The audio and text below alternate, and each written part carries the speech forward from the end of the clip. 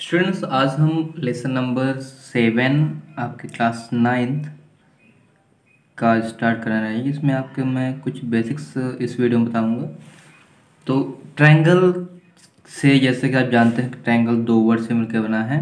एक है ट्राई और एक है एंगल, मीन्स थ्री और एंगल्स। ओके, तो ट्रायंगल किससे कहते हैं? सबसे पहले तो हमें ट्रायंगल की डिफिनेशन रेडी करनी होगी। तो हम कह सकते हैं कि a figure which is formed by which is formed by three intersecting line.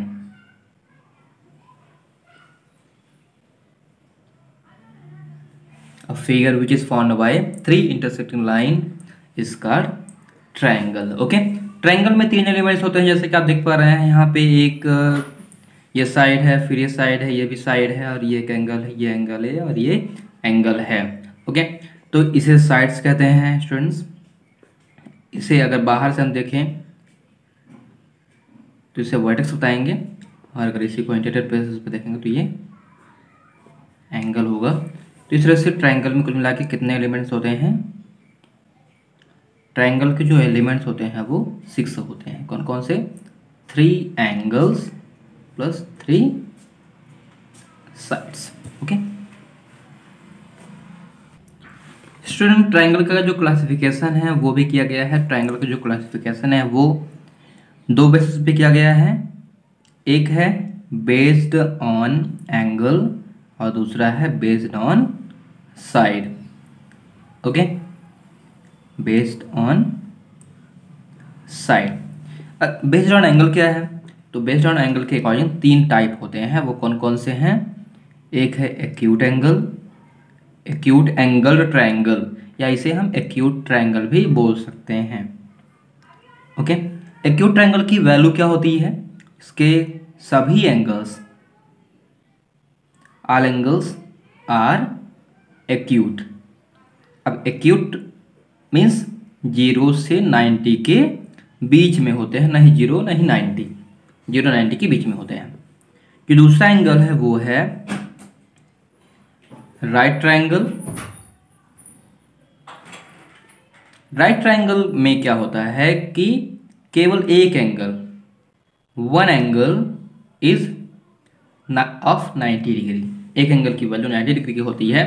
और थर्ड है ऑब्ट्यूज ट्रायंगल। जैसे कि मैं बता रहा हूँ पहले, ऑब्ट्यूज एंगल ट्रायंगल भी इसे कह सकते हैं, ऑब्ट्यूज ट्रायंगल भी बोल सकते हैं।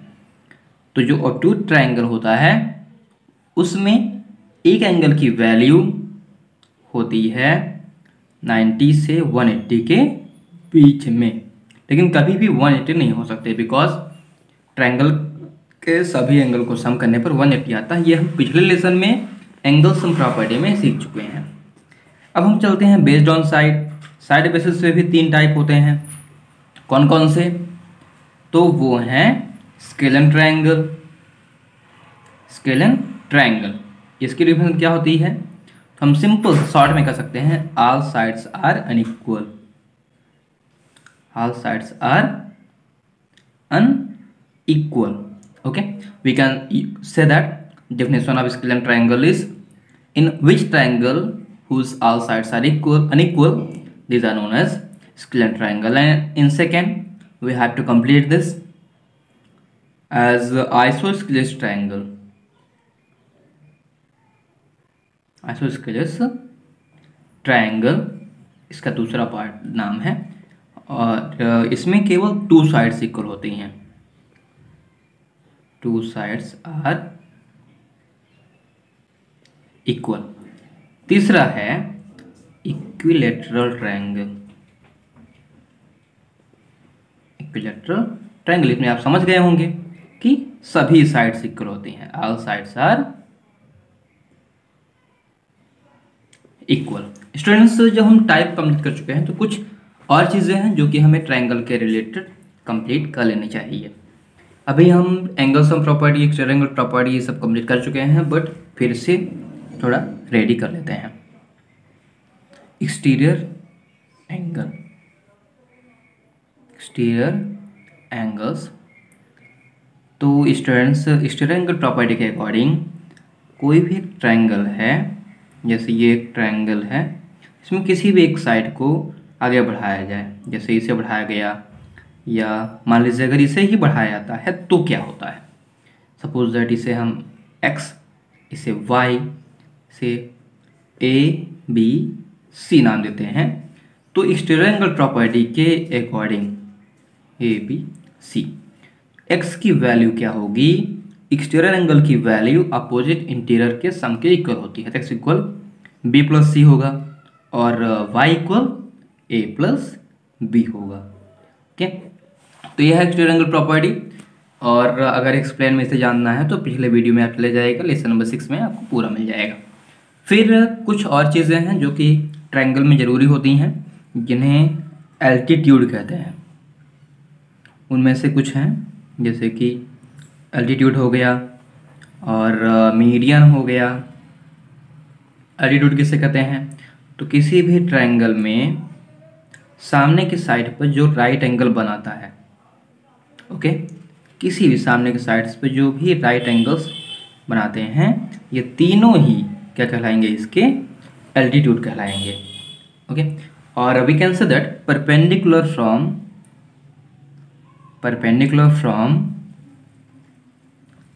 अपोजिट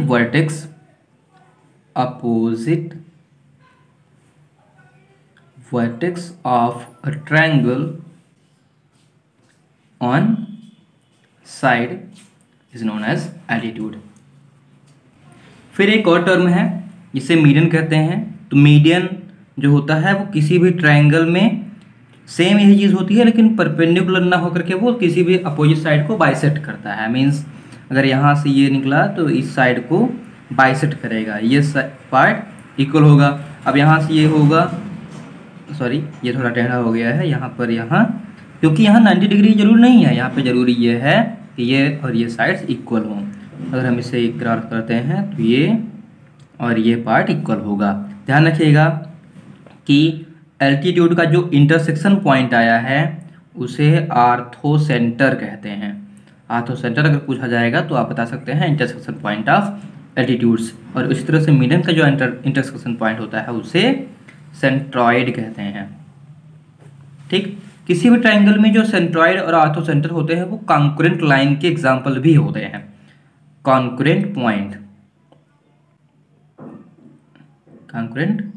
पॉइंट्स और जो एल्टीट्यूड और मीडियंस होते हैं तीनों वो कॉन्करेंट लाइंस होते हैं, और जो अदर साइड्स होते हैं उनके वर्टेक्स होते हैं वो इंटरसेक्टिंग लाइन और इंटरसेक्शन पॉइंट के भी एग्जाम्पल्स होते हैं। अगर ऑब्जेक्टिव पूछा जाता है तो ये आप बता सकते हैं।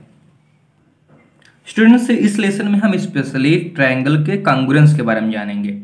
सबसे पहले हम जान लेते हैं कि ये कॉन्ग्रुएंस है क्या। कॉन्ग्रुएंस है क्या? कॉन्ग्रुएंस जो होता है वो एग्जैक्टली सेम टू सेम कोई भी ऑब्जेक्ट दूसरे के इक्वल हो, वो ऑब्जेक्ट्स या वो फिगर्स कॉन्ग्रुएंट होते हैं। मीन्स किसी भी पॉलीगॉन के एंगल्स एंड साइड्स क्या हों, करस्पॉन्डिंग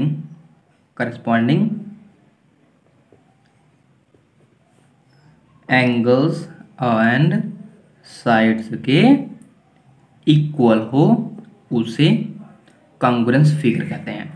लेकिन हम जा रहे हैं ट्रायंगल में, तो हम कंप्लीट करते हैं congruence of triangle.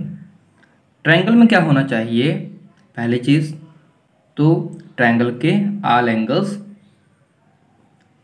All corresponding angles are equal.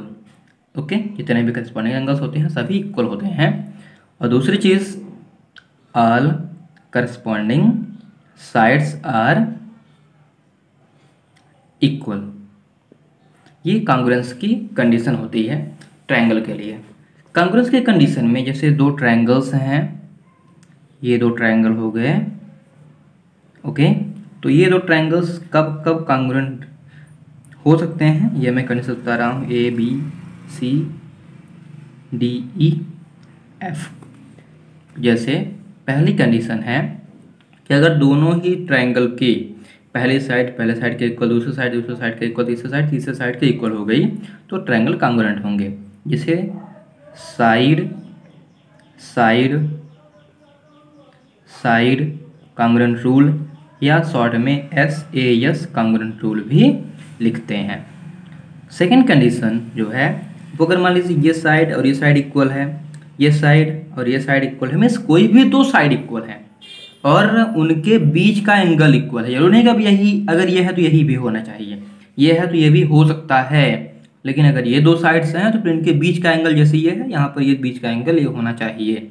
मान लीजिए अगर ये ट्रायंगल मैं ड्रॉ करता हूँ, यहाँ बताता हूँ कि इसके इक्वल, क्योंकि इक्वल नहीं है वी आर अज्यूमिंग ओनली, अगर ये इसके इक्वल है तो फिर यहाँ ये एंगल इक्वल होना चाहिए। ठीक, तो अगर करस्पॉन्डिंग एंगल्स इक्वल हैं तो वो साइड एंगल साइड की बेसिस पे कॉन्ग्रुएंट होंगे। सॉरी, यहाँ साइड साइड साइड होगा, साइड एंगल साइड शॉर्ट में लिखेंगे।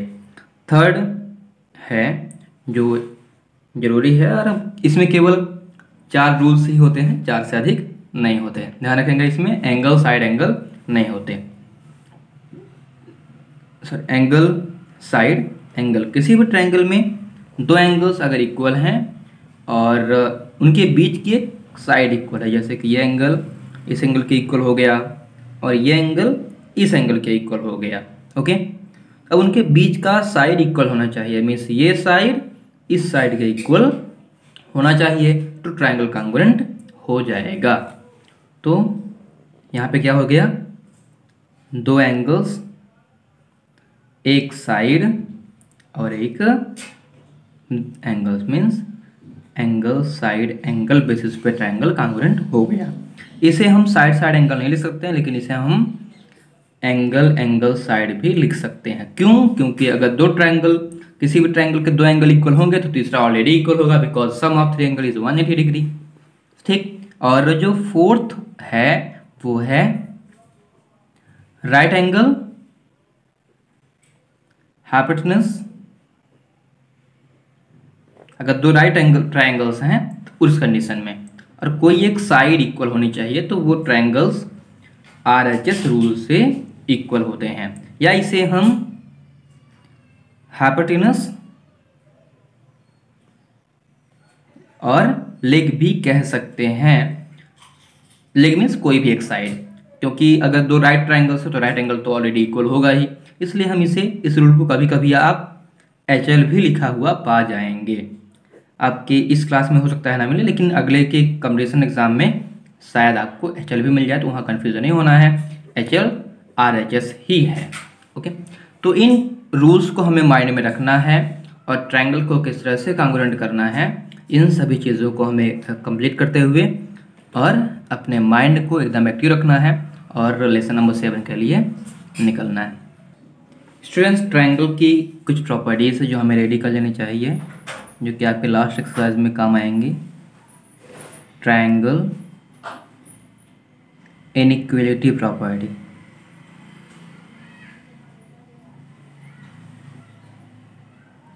ओके। ये आप 8th में कंप्लीट किए थे, लेकिन इसमें भी यहाँ भी रेडी कर लेते हैं। उनमें से जो है first, sum of 2 sides of triangle is always greater than third side, greater than third side, okay. Means कोई भी ट्रायंगल है तो अगर ट्रायंगल की वैल्यू दी हुई है, मेजरमेंट दिया हुआ है, तो दो साइड को सम करने पर, किसी भी दो साइड को सम करने पर तीसरी साइड से हमेशा बड़ा ही आएगा।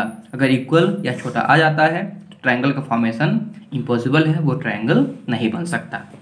दूसरी है difference of 2 sides of triangle is always just opposite of first, always less than the third side। ठीक, मीन्स अगर दो साइड का डिफरेंस हम निकालें तो हमेशा थर्ड साइड से छोटा आएगा, जो थर्ड ट्रायंगल इनइक्वालिटी प्रॉपर्टी है उसके अकॉर्डिंग होगा कि एंगल अपोजिट टू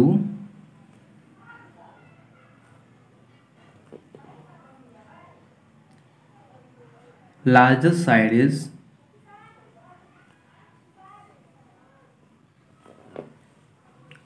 लार्जर या ग्रेटर यूज कर सकते हैं and smaller is smaller. Okay, means अगर जो एक ट्रायंगल बना हुआ है और यहाँ पे आपको बताया जाता है कि ये साइड इस साइड से छोटी है, तो अगर ये साइड छोटी है तो ये एंगल छोटा होगा, ये साइड बड़ी है तो ये वाला एंगल बड़ा होगा। मीन जो भी साइड छोटी है उसी के अपोजिट साइड छोटी हो, अपोजिट एंगल छोटा होगा, और अगर जो भी एंगल बड़ा है, जो भी साइड बड़ा है उसी का अपोजिट साइड भी बड़ा होगा। ये ट्रायंगल इनइक्वालिटी प्रॉपर्टी की फोर्थ प्रॉपर्टी है। फिर फोर्थ प्रॉपर्टी है, फिर थर्ड प्रॉपर्टी तक हो गई, फोर्थ प्रॉपर्टी है कि sides opposite to larger angle is larger and smaller is smaller. अभी हमने कंप्लीट किया कि अगर दो साइड्स बड़ी हैं और छोटी हैं, अगर ये साइड बड़ी छोटी हैं तो उनके अपोजिट एंगल छोटे बड़े हम कंप्लीट कर लिए। लेकिन अगर एंगल्स भी दिया हुआ है कि ये एंगल इस एंगल से छोटा है, ओके, ये एंगल छोटा है, ये एंगल बड़ा है, तो अगर ये एंगल बड़ा है तो फिर ये साइड बड़ी होगी, ये एंगल छोटा है तो फिर ये साइड छोटी होगी। यह है फोर्थ प्रॉपर्टी। फिफ्थ प्रॉपर्टी है angles opposite to equal side. Angle opposite to equal sides are equal.